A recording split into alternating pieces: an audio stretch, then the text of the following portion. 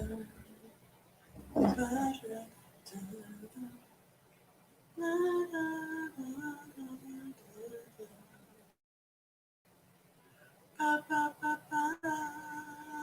morning, everyone. I was just humming to myself, and don't hit me in the mind. But good morning, and welcome to this morning's edition of the Chatter Project.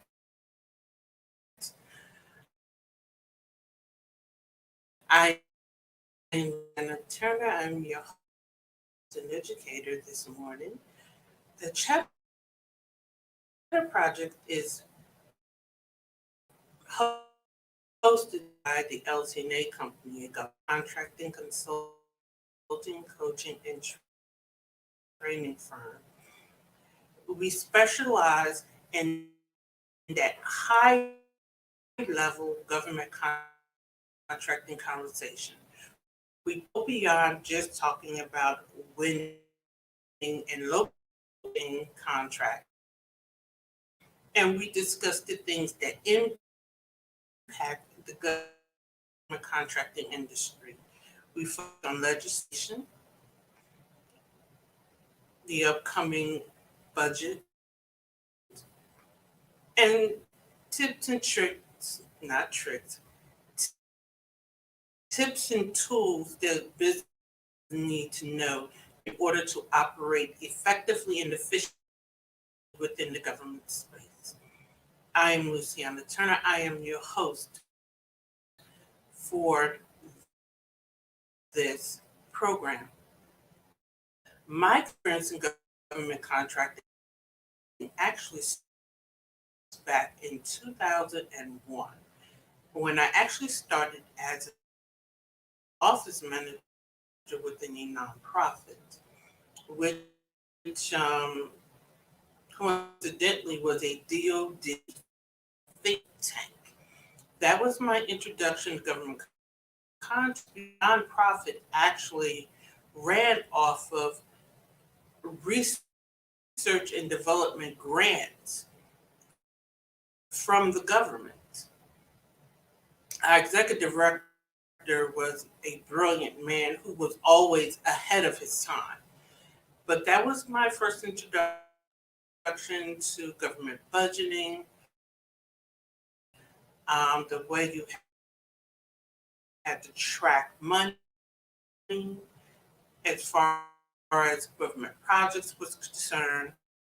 Then I went on to work direct projects for a government contract toward directly a for-profit agency. And then I became a compliance analyst. Voila, here I am today.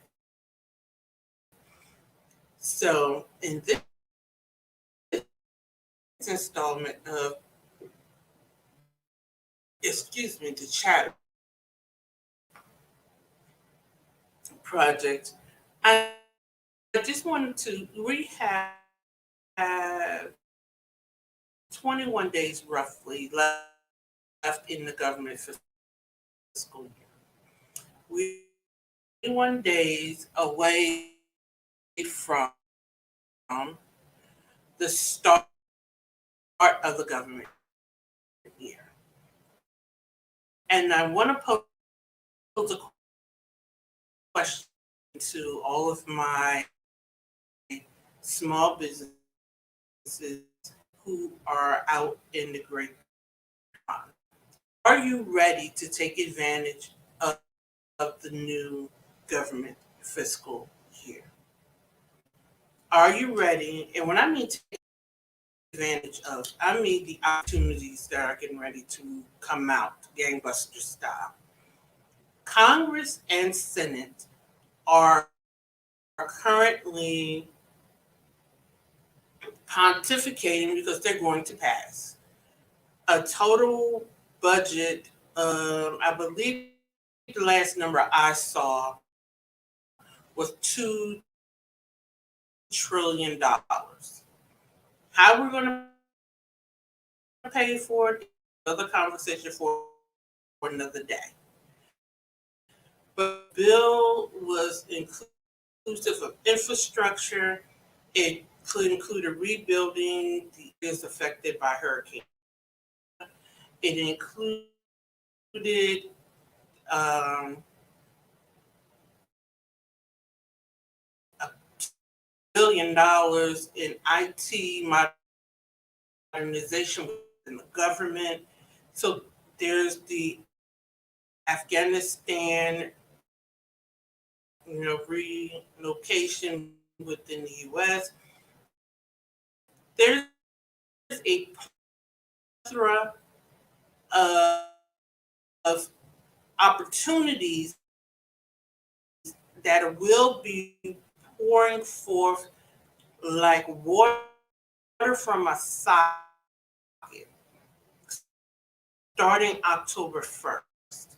And my question is, are you positioned to take advantage? Are you positioned as an organization to be able to not only bid, but bid successfully? And then I want to take this conversation a little bit higher. I'm sorry, play with my ring and I need to take it off. I want to take the conversation a little bit higher because you can win a bid and lose the award. Are you compliant to actually perform and perform at your highest and truest self? And that's where most small businesses lose.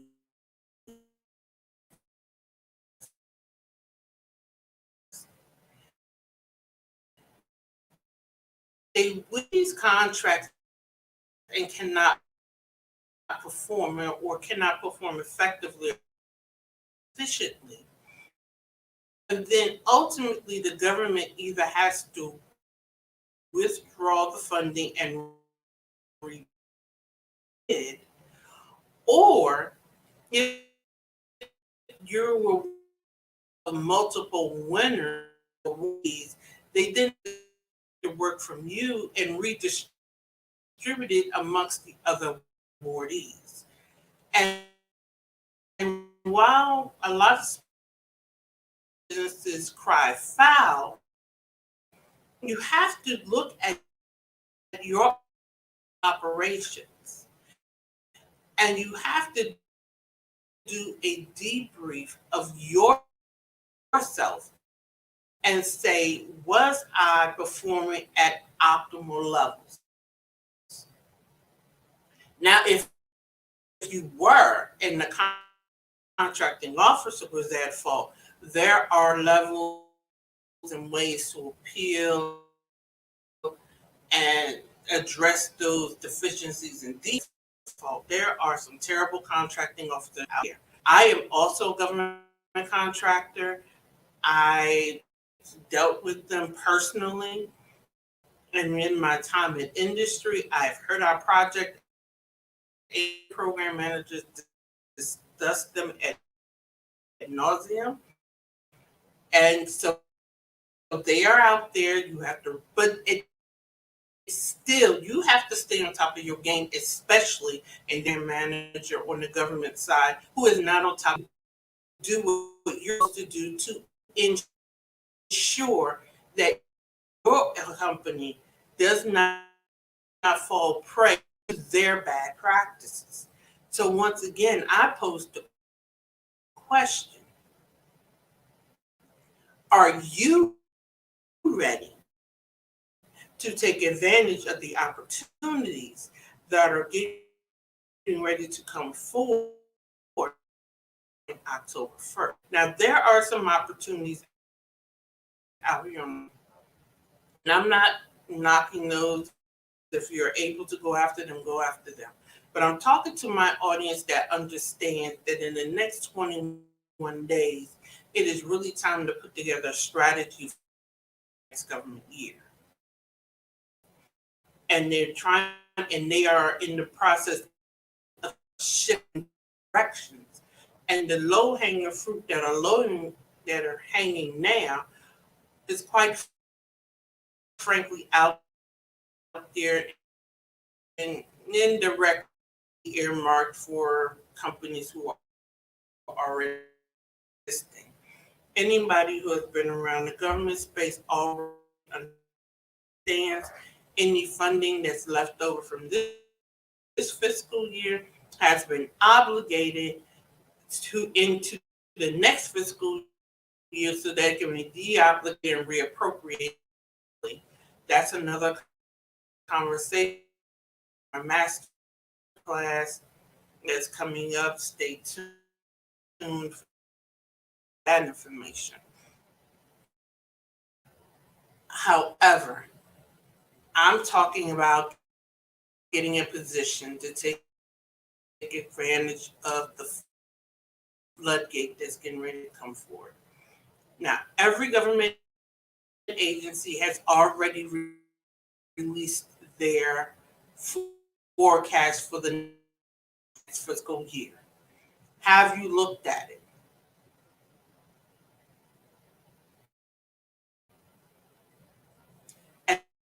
And I mean looked at something everybody talks about Homeland Security.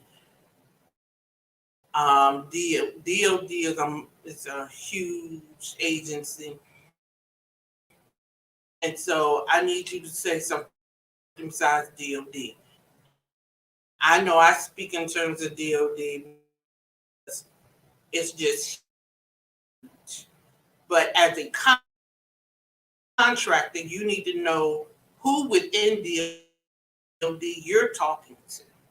So if you're my client, or if you're attempting to become my client, and you come to me talking about my client, the Department of Defense, I already know you haven't done your work. So I already know we have some flushing out to do. So as you join my broadcast, let me kind of reset the room. My name is Luciana Turner.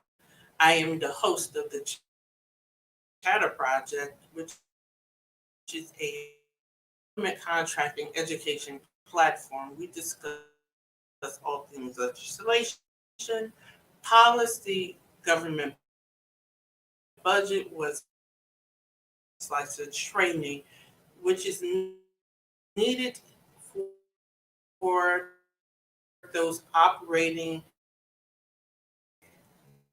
in the government space. I have 21 years experience in government contracting, and I'm bringing forth that to you in tidbits on a daily basis. We broadcast Monday through Friday at 8:15 a.m. Eastern Time from our Instagram page, which is the LT&A Consulting Group LLC, from YouTube, which is the LT&A Contractors Conversation, and live from Facebook from our company page at the LT&A Company. Replays are available at all times on our YouTube channel, the LT&A Contractors Conversation. So as you enter the room, please speak. You know how we were raised. We were raised as you enter the room, you greet everybody who's already in the room. And if you're catching this by the replay, do a hashtag replay so I can acknowledge that you stopped by. So back to my point. Government contracting is as much about strategy as it is about anything else. There are too many people who believe that I can just throw proposals and efforts at the wall and it'll stick eventually. And if you want to waste your time, if you want to waste your efforts in that manner, it's expensive. The average proposal costs roughly 10% of the value of the contract. So if you're going after a $150,000 contract, your proposal effort costs roughly $10,000 to $15,000. And if you're asking me, how do I know that?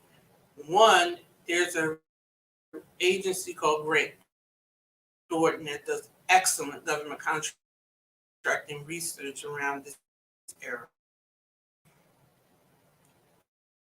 Two, as I said, I've been in government contracting since the year 2000, actually. And three, I track my proposal costs. So I know how much I spend.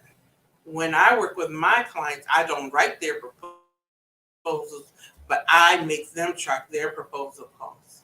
And I let them see at the end of the day how much that effort costs them,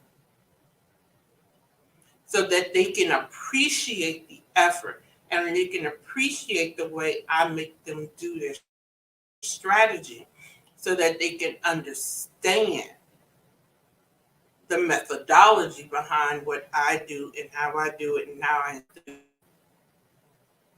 Knowledge isn't necessarily power. Applied knowledge is power. Understanding is power. I always grew up with all your getting understanding. So knowledge isn't the power, it's understanding the knowledge. And with that said, I'm going to do a brief recap of what's going into effect actually tomorrow morning. We have several FAR clauses going into effect tomorrow morning. FAR clause on subcontractor to small business goes into effect tomorrow morning. The old bait and switch is out. Prime contractors that bid and win contracts with awarding subcontracts to small businesses will no longer, not that they were ever truly able to do it, but they did it anyway, be able to win an award and not give work to the small businesses that they contracted to. And while that is a victory for the small business, that also means your record keeping and your performance is really going to have to step up. Because it does not mean you cannot be on that contract. It just means that contractors no longer will come out and not give you an award or not give you work. So no longer will there be giving you an award and you don't get any work. Those days are gone. But if they give you work and they can show that you cannot perform, you still will not be able to perform on that contract.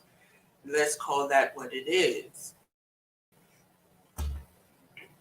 We also have now something that's down the pipe. There hasn't been legislation on it yet. However, the government has adopted, and there have been several memorandums on it, this Zero Trust Initiative. And I've sat in a couple of talks around it. So contractors beware, small businesses get prepared. With the Zero Trust Initiative that the government is taking, contractors are going to have to step up their game around cybersecurity.